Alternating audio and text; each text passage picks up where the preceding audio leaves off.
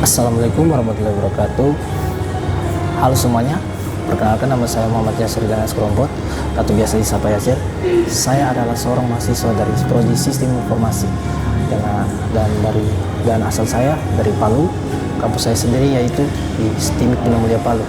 Nah, pada video kali ini saya akan menjelaskan apa itu sistem operasi dan apa itu manajemen proses pada sistem operasi, apa itu deadlock pada sistem operasi, dan bagaimana perkembangan dari jenis input dan output pada sistem operasi, serta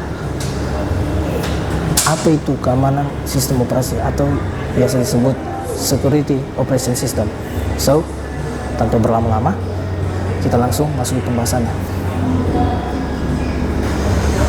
Oke teman-teman, di sini saya akan menjelaskan apa itu sistem operasi. Sistem operasi adalah sebuah perangkat lunak yang menjadi penghubung utama atau perantara utama dengan pengguna dan perangkat keras. Fungsi utama dari sistem operasi ini adalah sebagai pengelola atau pengatur dari perangkat keras itu sendiri. Dan yang kedua, sebagai jembatan atau sebagai alat komunikasi antara bahasa pengguna dan bahasa komputer. Jadi itu sekilas beberapa pencerahan dari sistem operasi. Selanjutnya kita akan masuk ke topik kedua, yaitu bagaimana manajemen proses dalam sistem operasi. Oke, yang kedua di sini saya akan menjelaskan bagaimana manajemen proses pada sistem operasi. Apakah teman-teman sering mendengar kalimat multitasking? Ya, kalimat multitasking. Apa itu sebenarnya multitasking? Multitasking adalah sebuah tindakan ataupun kemampuan khusus yang mampu mengerjakan lebih dari satu tugas secara bersamaan. Nah, multitasking inilah yang diterapkan pada device-device modern seperti sekarang. Nah, sebenarnya ada alasan dibalik itu semua, teman-teman, yaitu pada perangkat keras dari sistem operasi itu sendiri itu hanya mampu mengerjakan satu hal dalam satu waktu. Nah, kenapa bisa? Ternyata sistem operasi mempunyai yang namanya manajemen proses, yang dimana manajemen proses inilah berfungsi untuk memindahkan tugas secara signifikan dalam hitungan milidetik.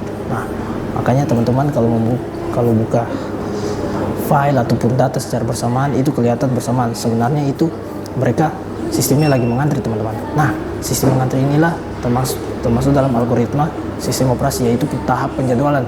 Yang dimana pada tahap penjadwalan sendiri mereka ada prinsip siapa yang datang duluan itu yang nilai duluan. Nah, siapa yang lambat datang itu menunggu giliran, teman-teman. Nah, itulah sedikit ilustrasi dari manajemen proses pada sistem operasi. Nah, pada intinya manajemen proses sistem operasi itu adalah seni menunggu antrian pada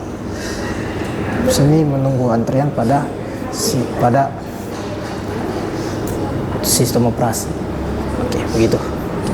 Oke, sekiranya teman-teman sudah paham, oke, langsung saja kita masuk pada materi yang ketiga. Oke, kita masuk di topik ketiga, teman-teman, yaitu deadlock pada sistem operasi. Sebenarnya apa itu deadlock, teman-teman?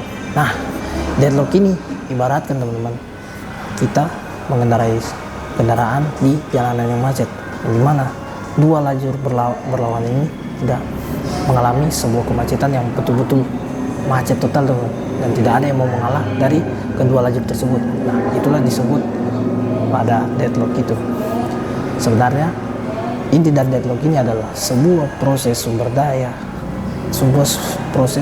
daya yang dimana sumber daya A dan B itu dikerjakan secara bersamaan dan menunggu dalam waktu bersamaan, yang mengakibatkan semuanya mengalami nge-freeze atau bisa disebut hang, teman-teman. Bagaimana cara meminimalisir dari hal tersebut?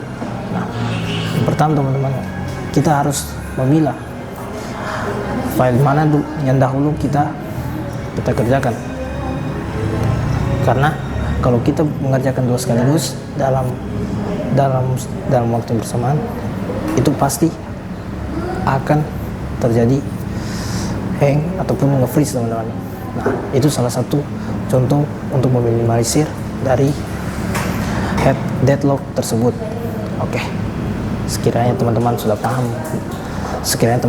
paham, langsung saja kita masuk ke materi yang keempat, yaitu bagaimana revolusi perkembangan jenis input dan output. Oke, kita masuk pada topik yang keempat, yaitu bagaimana perkembangan jenis input dan output pada sistem operasi. Pasti teman-teman pernah berpikir tidak, kenapa kita bisa memerintahkan aplikasi pada device atau perangkat yang kita gunakan sekarang hanya melalui suara ataupun jari ataupun melalui kontak fisik, teman-teman. Nah, ternyata ada alasan di balik itu semua, yaitu pada zaman dahulu yang dimana input itu masih sebatas punch card, yaitu kartu berlubang, yang dimana kartu berlubang itu untuk menjadi alat input kita agar teks yang keluar pada alat input tersebut bisa terpaparkan dengan kita, teman-teman, bisa kelihatan sama kita.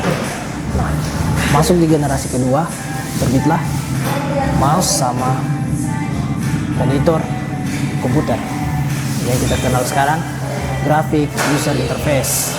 Nah, dengan hadirnya komputer sama mouse, kita tidak perlu lagi menggunakan punch card untuk memancing teks, untuk memancing agar alat input tersebut bisa hidup, bisa kita jalankan. Kita hanya menemukan tombol power pada sebuah monitor, kita sudah bisa. Nah, tombol power pada sebuah monitor, CPU akan memproses, akan menghidupkan sebuah komputer tanpa bantuan dari punch card. Nah, masuk di generasi sekarang.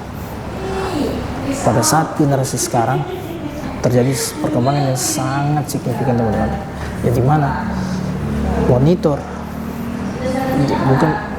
monitor smartphone atau device lainnya itu sudah bisa melalui touchscreen, gelombang suara, dan yang lain-lain.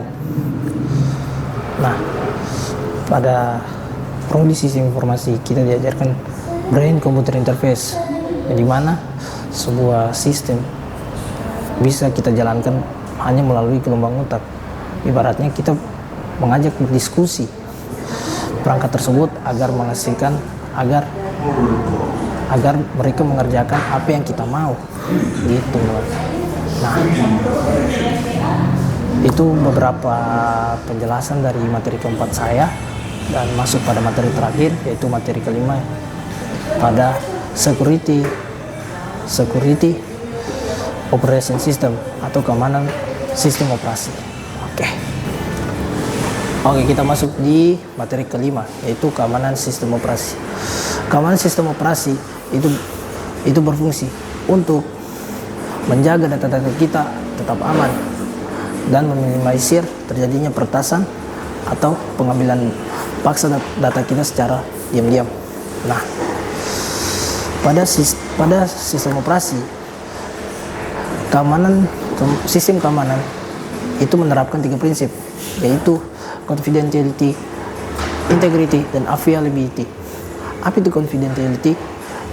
Confidentiality adalah sebuah proses keamanan yang berhak melihat data-data kita.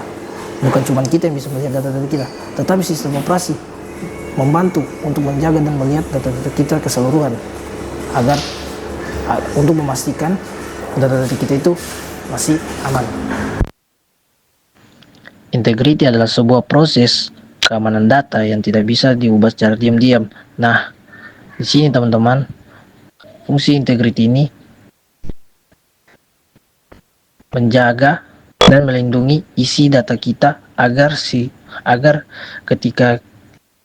ketika di kemudian hari data-data kita diambil oleh diretas atau ditembus oleh pihak-pihak yang tidak bertanggung jawab, integriti inilah yang mengamankan data-data kita, sehingga data-data kita yang di dalam device entah itu PC, entah itu smartphone, itu tidak bisa diambil oleh pihak-pihak yang tidak bertanggung jawab ataupun diubah secara diam-diam tanpa sepengetahuan kita. Dan yang terakhir ada availability, proses keamanan data yang selalu siap setiap saat kita butuhkan. Nah, apabila kita menyimpan sebuah data yang fungsinya untuk kita butuhkan di kemudian hari, availability ini selalu menyiapkan data kita ini untuk terus ada dan tanpa menghilangkan sepeser pun data-data kita dari halaman penyimpanan data kita. Nah, itu beberapa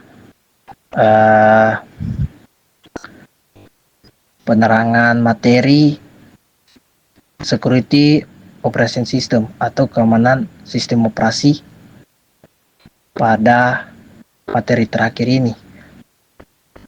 Oke, sebagai kesimpulan bahwa sistem operasi adalah sebuah perangkat lunak utama yang mampu mengatur seluruh sumber daya komputer dan menjadi alat komunikasi antara pengguna dan perangkat keras.